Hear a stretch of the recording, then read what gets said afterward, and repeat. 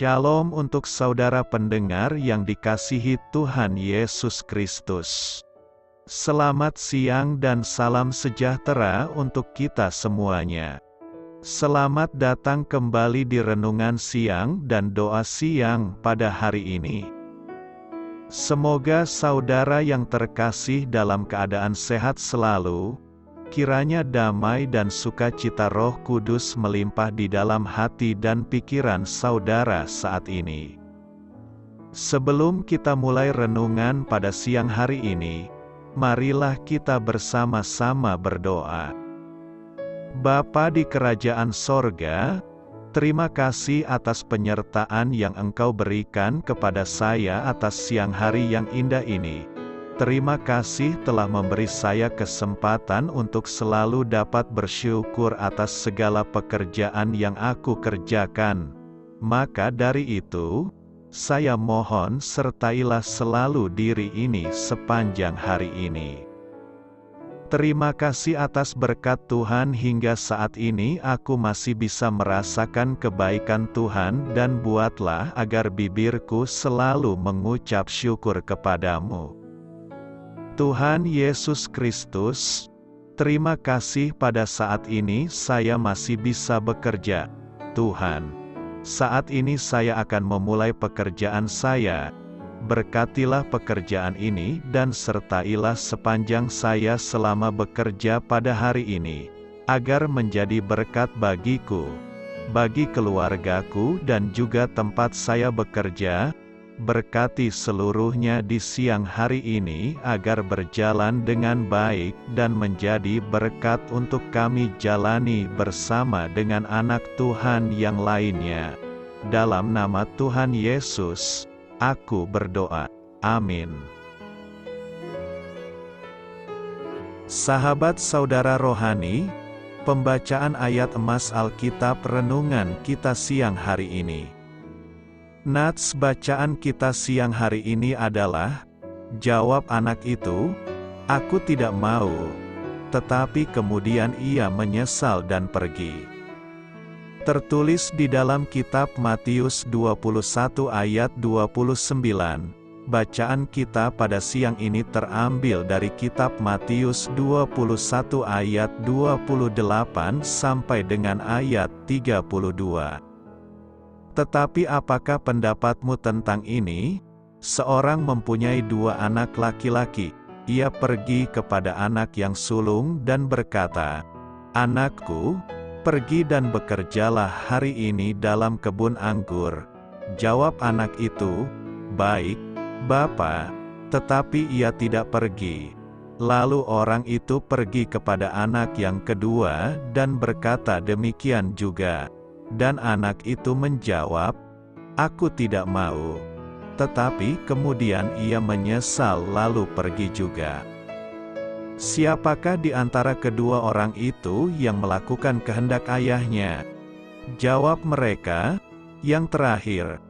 Kata Yesus kepada mereka, "Aku berkata kepadamu, sesungguhnya pemungut-pemungut cukai dan perempuan-perempuan sundal akan mendahului kamu masuk ke dalam kerajaan Allah. Sebab Yohanes datang untuk menunjukkan jalan kebenaran kepadamu, dan kamu tidak percaya kepadanya. Tetapi pemungut-pemungut cukai dan perempuan-perempuan sundal percaya kepadanya. Dan meskipun kamu melihatnya, tetapi kemudian kamu tidak menyesal dan kamu tidak juga percaya kepadanya." Ayat di atas terambil dari kitab Matius 21 ayat 28 sampai dengan ayat 32. Mari kita mulai renungan siang kita.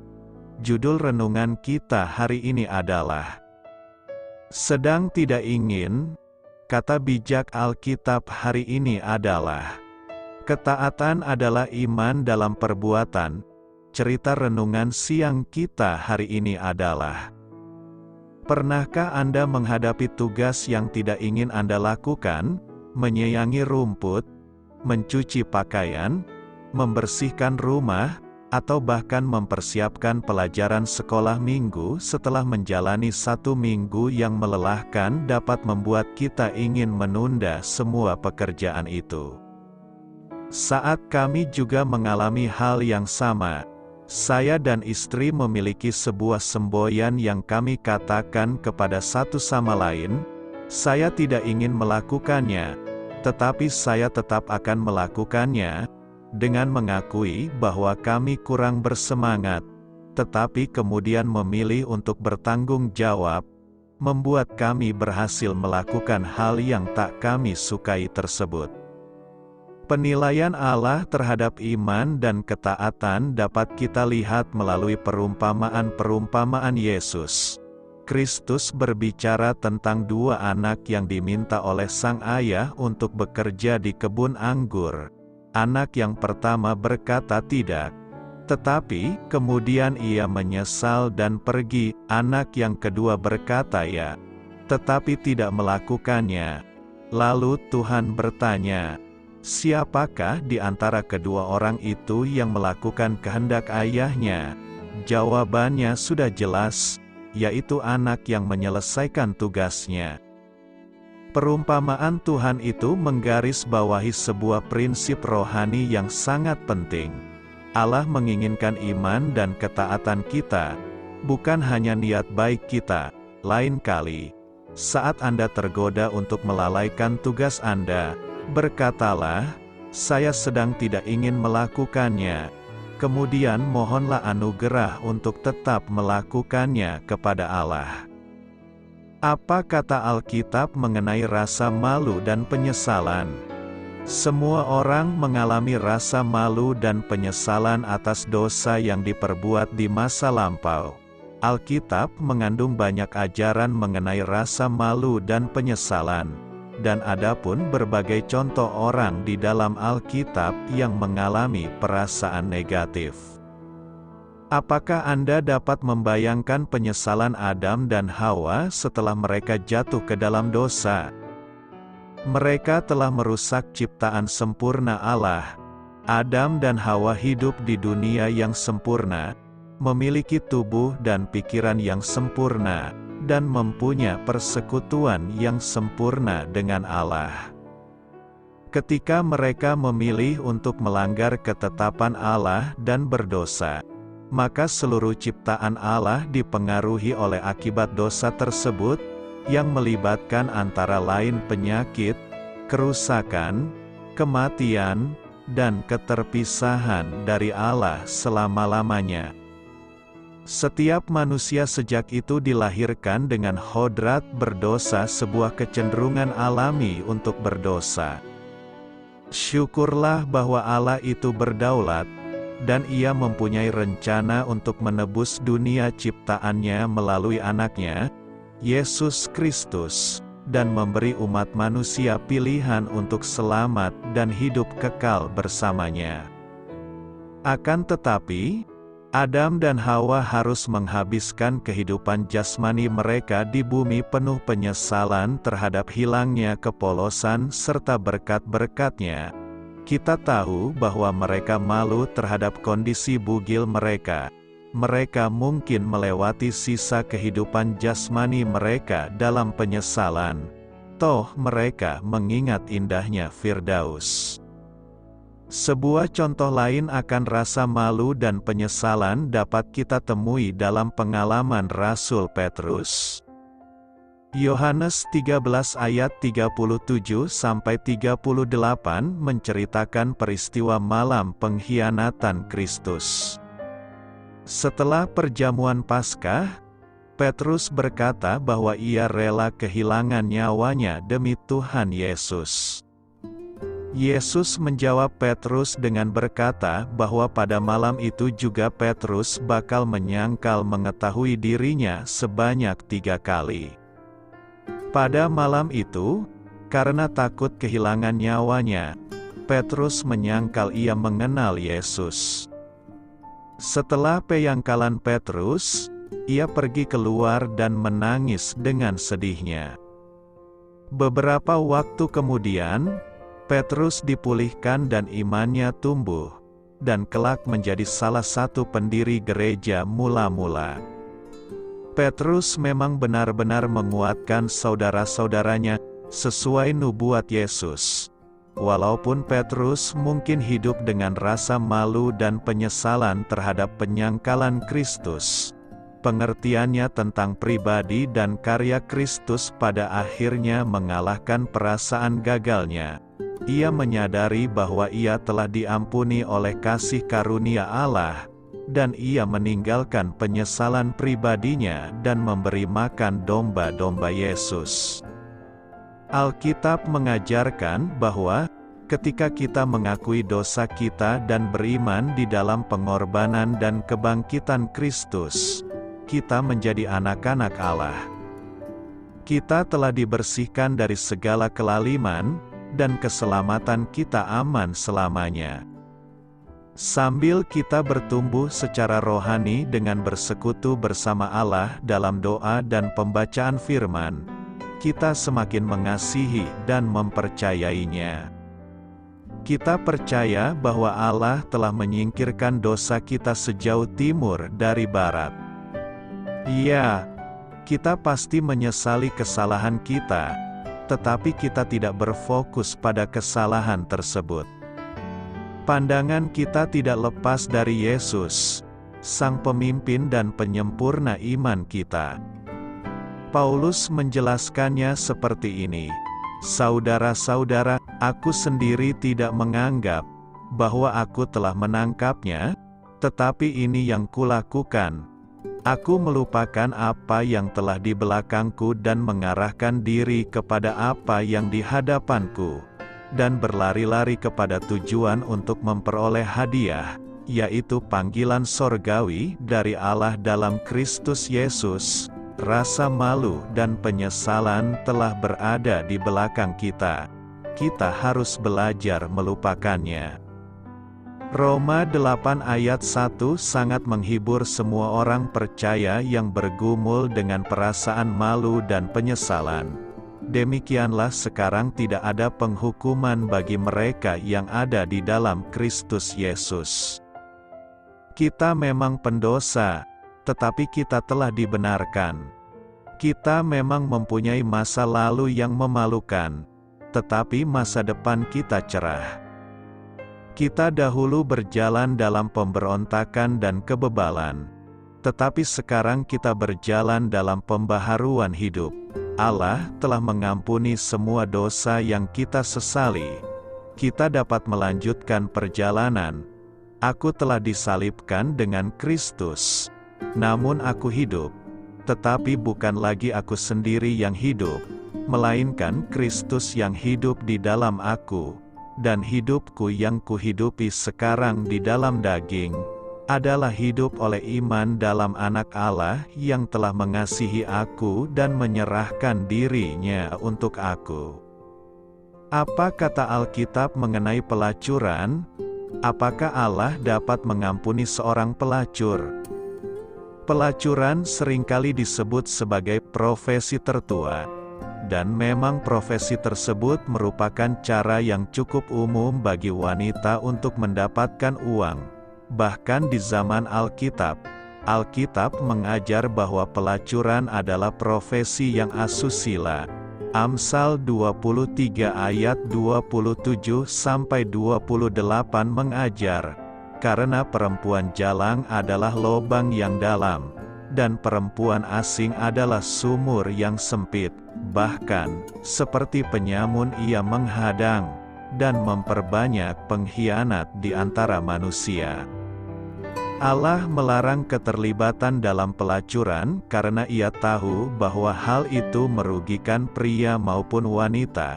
Karena bibir perempuan jalang menitikkan tetesan madu dan langit-langit mulutnya lebih licin daripada minyak, tetapi kemudian ia pahit seperti empedu, dan tajam seperti pedang bermata dua, kakinya turun menuju maut, langkahnya menuju dunia orang mati. Pelacuran tidak hanya menghancurkan pernikahan, keluarga, dan hidup pelakunya, melainkan juga roh dan jiwa sehingga berujung pada kematian jasmani dan rohani. Keinginan Allah ialah supaya kita mempertahankan kesucian kita dan menggunakan tubuh kita sebagai alat bagi kemuliaan-Nya. 1 Korintus 6 ayat 13 mengajar, tetapi tubuh bukanlah untuk percabulan, melainkan untuk Tuhan, dan Tuhan untuk tubuh. Walaupun pelacuran itu berdosa, para pelacur masih terjangkau oleh pengampunan Allah. Alkitab merekam bagaimana Allah menggunakan seorang pelacur bernama Rahab dalam menggenapi rencananya. Atas ketaatannya, baik dia maupun keluarganya selamat dan diberkati. Di dalam Perjanjian Baru, seorang wanita yang terkenal sebagai orang berdosa secara seksual sebelum diampuni dan disucikan oleh Yesus melayani Yesus ketika ia sedang bertamu di rumah seorang Farisi. Wanita itu, karena mengenali siapa sebenarnya sosok Kristus, dan membawa persembahan minyak wangi yang mahal padanya. Dalam penyesalan dan pertobatan, wanita itu menangis dan mengurapi kaki Yesus dengan minyak wangi itu, dan mengelapnya dengan rambutnya. Ketika para Farisi mengajukan keberatan mengapa Yesus menerima tindakan kasih tersebut dari wanita yang asusila, Ia menegur mereka dan menerima persembahan wanita itu. Oleh karena imannya, Kristus telah mengampuni semua dosanya, dan ia diterima ke dalam kerajaan-Nya. Ketika berbicara tentang mereka yang menolak kebenaran tentang dirinya, Yesus Kristus berkata, "Aku berkata kepadamu, sesungguhnya pemungut-pemungut cukai dan perempuan-perempuan sundal akan mendahului kamu masuk ke dalam kerajaan Allah. Sebab Yohanes datang untuk menunjukkan jalan kebenaran kepadamu, dan kamu tidak percaya kepadanya. Tetapi pemungut-pemungut cukai dan perempuan-perempuan sundal percaya kepadanya. Dan meskipun kamu melihatnya, tetapi kemudian kamu tidak menyesal dan kamu tidak juga percaya kepadanya." Sama halnya dengan orang lain, para pelacur juga berkesempatan menerima keselamatan dan hidup kekal dari Allah, untuk disucikan dari ketidakbenaran mereka dan diberi hidup baru. Yang perlu mereka lakukan adalah berpaling dari gaya hidup mereka yang berdosa kepada Allah yang hidup, yang kasih karunia dan belas kasih-Nya tidak terbatas. Jadi siapa yang ada di dalam Kristus, ia adalah ciptaan baru, yang lama sudah berlalu, sesungguhnya yang baru sudah datang. Kenal dan lakukanlah kehendak Tuhan. Minggu ini kita memasuki minggu ke-16 setelah Trinitatis. Tema yang akan kita renungkan adalah kenal dan lakukanlah kehendak Tuhan. Dari tema ini secara sederhana kita diajari bahwa dalam rangka melakukan kehendak Tuhan, pertama-tama kita harus mengenal Tuhan dengan baik dan benar. Kita harus tahu apa perintah-Nya dan ketetapan-Nya yang harus kita lakukan. Kita jangan asal melakukan segala sesuatu padahal pekerjaan itu tidak berkenan kepada Tuhan. Nas khotbah kali ini terdiri dari 2 perikope, yakni: pertama, berbicara tentang kuasa Yesus. Dalam tradisi orang Yahudi, posisi sebagai guru dan pemimpin Israel, para imam kepala dan tua-tua Yahudi adalah tempat bagi bangsa Yahudi bertanya. Jawaban mereka menjadi rujukan bagi umat untuk mengatasi persoalan yang dihadapi, bahkan menjadi keputusan hukum yang mengikat untuk dilaksanakan. Kehadiran Yesus di Bait Allah menjadi ancaman baru bagi para guru, imam kepala, dan tua-tua Yahudi. Itu sebab mereka mendatangi Yesus ketika Yesus mengajar, para tokoh Yahudi itu mempertanyakan dengan kuasa mana Yesus melakukan hal-hal itu. Yang dimaksud dengan hal-hal itu mencakup beberapa hal. Masuknya Yesus ke Yerusalem dengan naik keledai. Ia menerima puji-pujian. Ia menyembuhkan orang sakit. Ia membersihkan bait Allah. Ia mengajar firman Tuhan. Mereka tidak mempedulikan apakah ajaran Yesus itu baik, benar atau sesuai kitab suci atau tidak.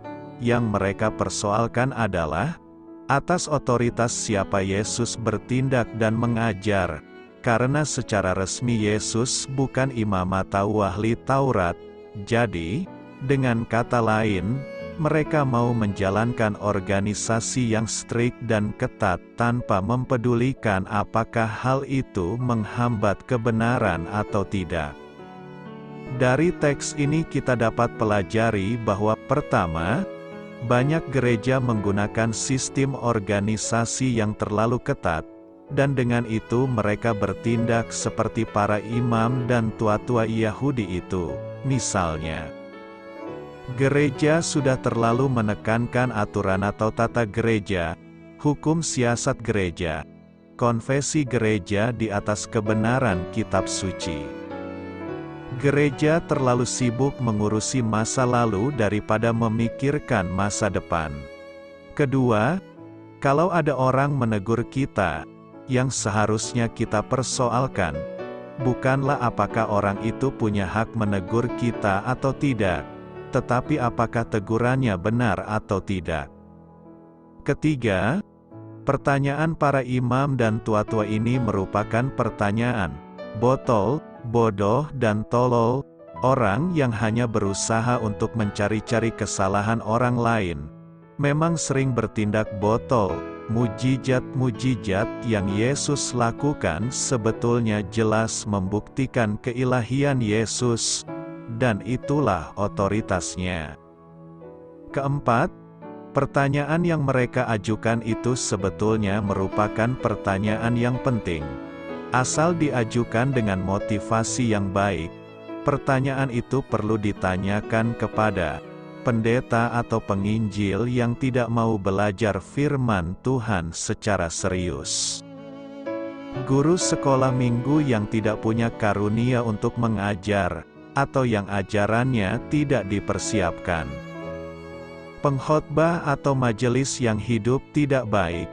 Pendeta, penginjil atau majelis yang bersikap sebagai diktator. Pertanyaan tentang otoritas Yesus dijawabnya dengan mebalas memberikan pertanyaan tentang baptisan Yohanes apakah berasal dari surga atau manusia. Jadi, kalau mereka mengakui bahwa Yohanes Pembaptis dari Allah, maka mereka harus mengakui bahwa Yesus adalah anak Allah, sehingga tentu mempunyai otoritas untuk melakukan apa yang ia lakukan. Akhirnya para imam kepala dan tua-tua Yahudi tidak tahu asal otoritas pembaptisan Yohanes dan Yesus pun tidak mau mengatakan sumber kuasa yang digunakannya dalam melakukan segala pekerjaannya. Dalam kehidupan sehari-hari kita juga menemukan hal-hal seperti ini. Misalnya, ada kebobrokan atau kesalahan dalam gereja, tetapi kita diam saja, supaya diri kita aman dan tak geger dengan orang yang salah itu. Dalam rapat kita tak mau membantah atau berdebat, sekalipun ada usul atau keputusan yang salah. Dalam pengadilan terdakwa atau saksi disumpah untuk mengucapkan kebenaran. Orang Kristen harus belajar untuk berbicara seperti itu dalam kehidupan sehari-hari. Kedua, berbicara tentang perumpamaan dua orang anak. Dari perumpamaan ini, kita akan belajar tentang dua kesadaran rohani yang harus dimiliki saat berhadapan dengan kebesaran anugerah Allah. Pertama, kesadaran bahwa kita dahulu adalah orang-orang yang pernah melawan Tuhan, tetapi kemudian sadar dan menyesali dosa-dosa kita.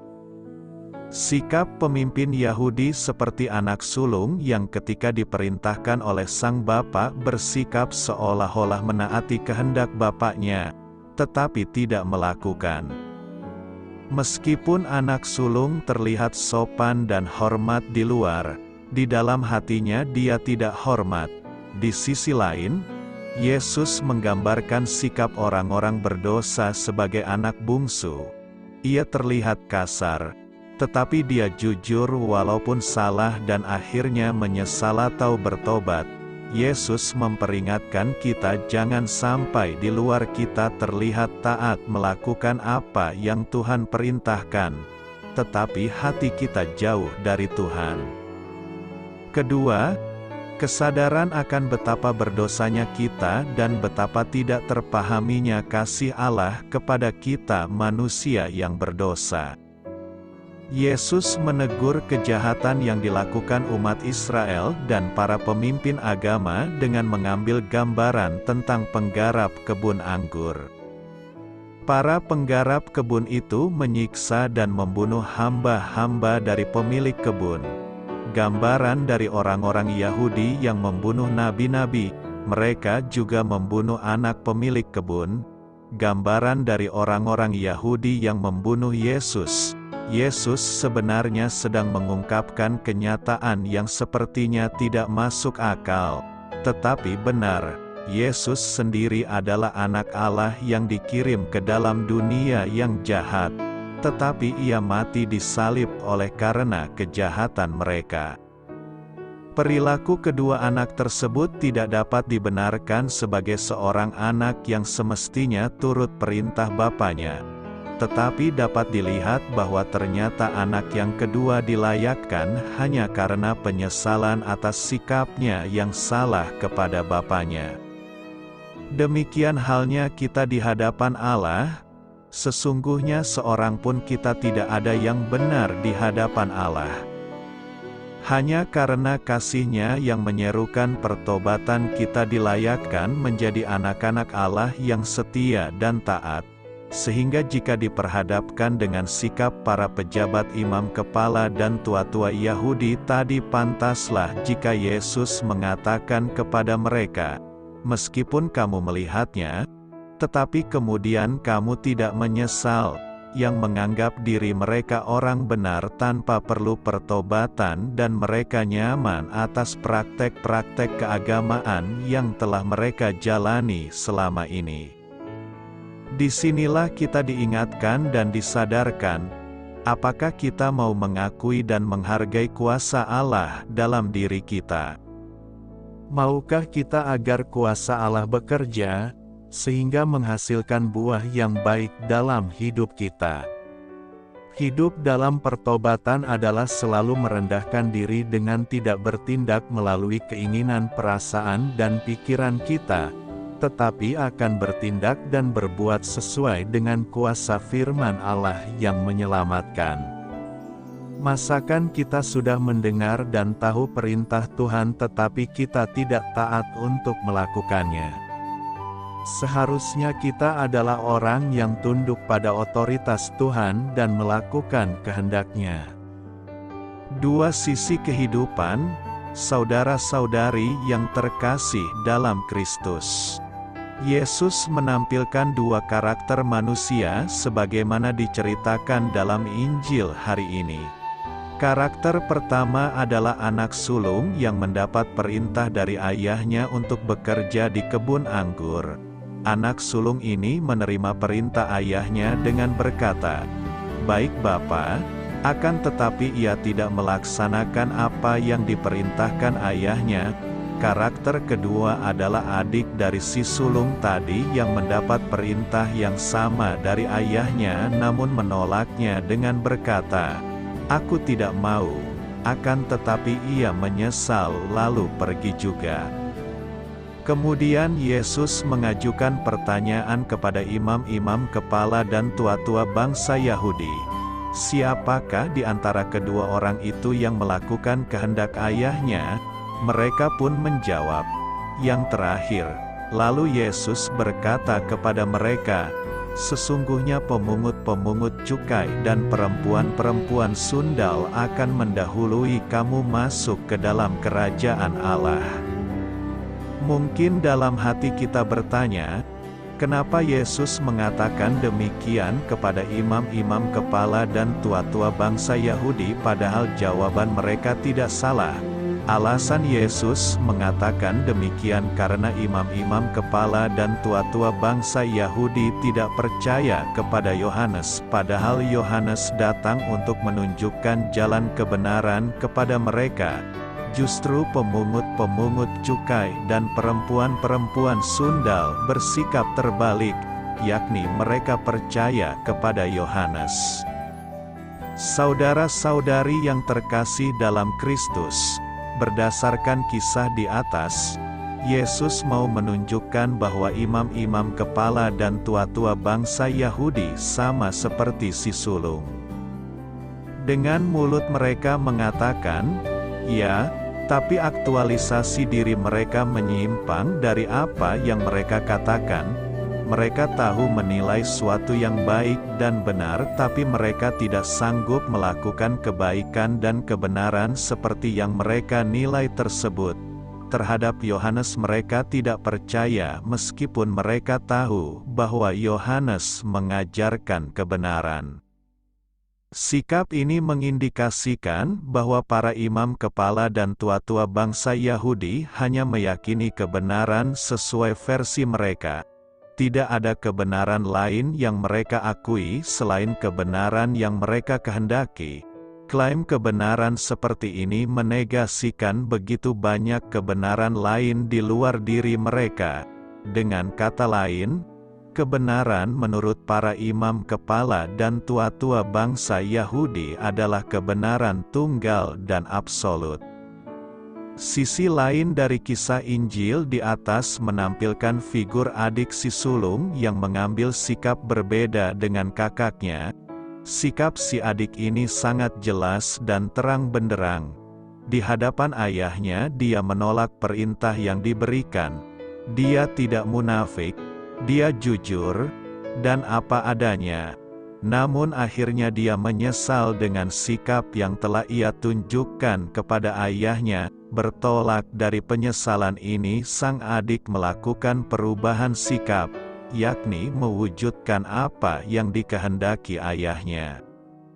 Sikap sang adik ini dapat disejajarkan dengan tingkah laku para pemungut cukai dan perempuan-perempuan sundal. Mereka menerima dan percaya kepada Yohanes yang datang untuk menunjukkan jalan kebenaran. Bahwa mereka percaya kepada Yohanes berarti mereka menyadari diri sebagai orang yang salah dan berdosa dalam praktik hidup sehari-hari, dan justru jalan yang ditunjukkan Yohanes adalah sungguh jalan yang benar. Kepercayaan kepada Yohanes ini secara implisit mengungkapkan pengakuan bahwa jalan hidup mereka selama ini salah. Kepercayaan mengandaikan adanya penyerahan diri untuk mengalami perubahan dan pertobatan sepenuhnya. Itulah sikap yang dimiliki oleh para pemungut cukai dan perempuan sundal sehingga Yesus dengan tegas mengatakan bahwa mereka akan mendahului para imam kepala dan tua-tua bangsa Yahudi untuk masuk dalam kerajaan Allah. Saudara-saudari yang terkasih dalam Kristus, ada dua model sikap paralel yang ditunjukkan dalam Injil hari ini. Pertama, sikap anak sulung yang menerima perintah tapi tidak melaksanakannya paralel dengan sikap para imam kepala dan tua-tua bangsa Yahudi yang bisa menilai mana yang baik dan benar tapi tidak bisa mempraktikkan kebaikan dan kebenaran dalam hidup.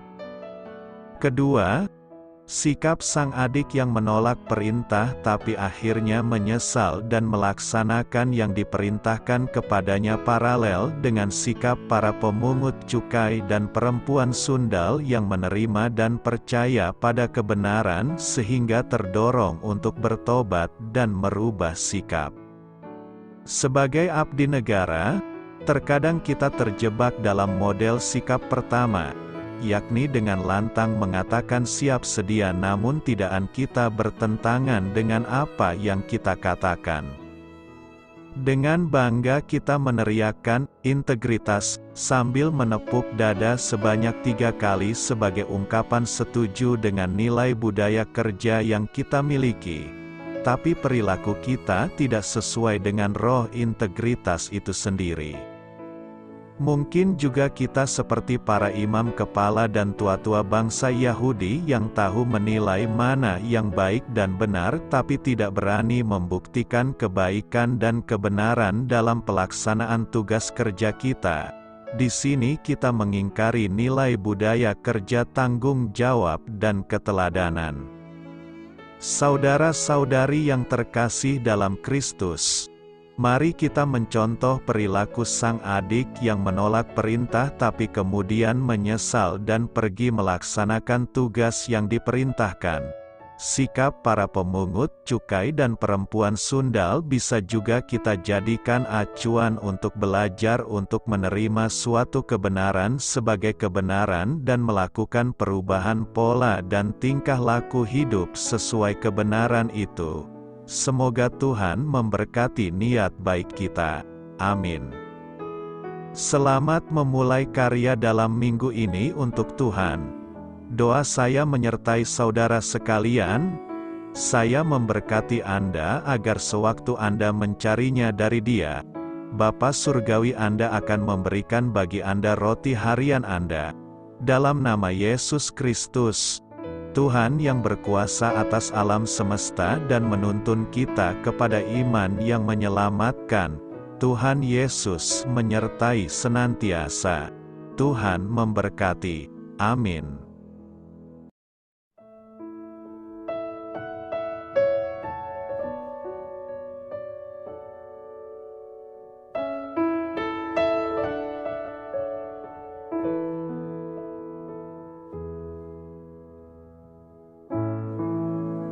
Demikianlah renungan firman Tuhan pada siang hari ini. Semoga menjadi kekuatan di dalam hidup kita dan menjadikan kita pribadi yang lebih sukses. Sebelum kita memulai aktivitas hari ini, marilah kita berdoa. Bapa kami yang ada di sorga, terima kasih atas kasih dan kebaikan Tuhan yang begitu besar buat kami. Tuntunlah perbuatanku agar di sepanjang hari ini saya bisa bekerja sebaik-baiknya, tidak pernah jemu menolong sesama, selalu ramah dan tahu terima kasih, menghayati iman dan mengamalkannya dengan sekuat tenagaku.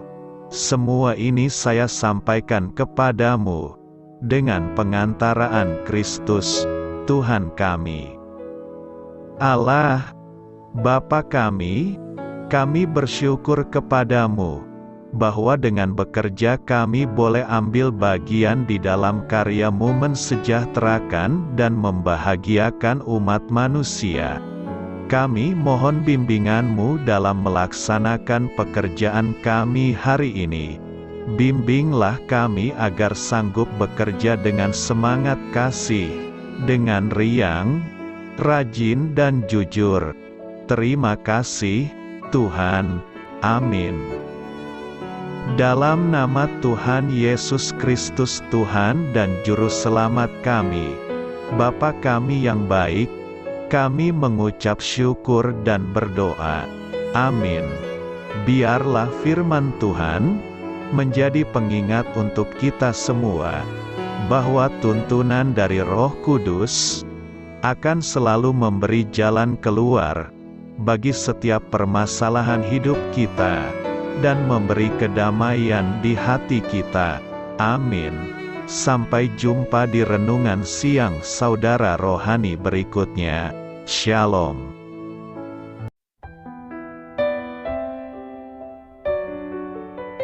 Halo untuk semua pendengar saudara rohani yang terkasih di dalam nama Tuhan Yesus Kristus dimanapun berada.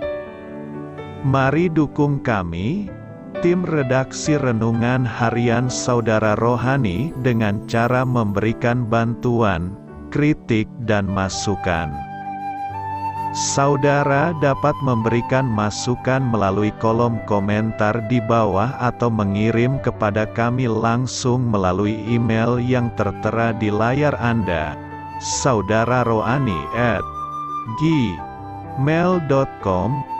Jika saudara terberkati melalui renungan ini, saudara dapat mendoakan kami dan memberikan bantuan lainnya dengan mengirim email kepada kami. Saya berdoa agar saudara sekalian bahagia dan sehat selalu. Amin.